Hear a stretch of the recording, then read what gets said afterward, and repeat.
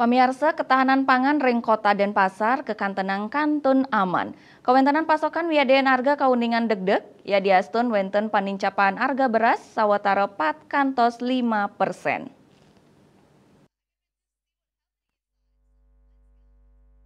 Kepala Dinas Perikanan dan Ketahanan Pangan Kota Denpasar Ide Bagus Mayun Suryawangsa Mausang, ketahanan pangan Kota Denpasar kejantenang aman tur terkendali.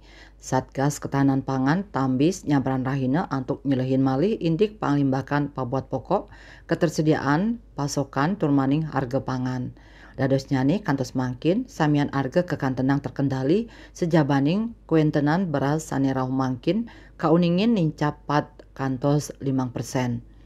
Terkait dengan ketahanan pangan di Denpasar sampai saat ini masih dalam kondisi aman terkendali. Jadi kita memiliki Satgas Pangan yang bertugas hampir setiap hari untuk mengupdate terkait dengan kebutuhan, ketersediaan, pasokan, dan harga pangan. Jadi sampai saat ini semua harga-harga terkendali, terkecuali beras pada saat ini mengalami kenaikan kurang lebih 4-5%. Ring sajorning nagingin pabuat pangan ring kota Denpasar, lahan ring kota Denpasar kauningin cupit. Puni kemawinan antuk nagingin pabuat krame, krauhin saking Kabupaten Tiosan Wiadin Dura Bali.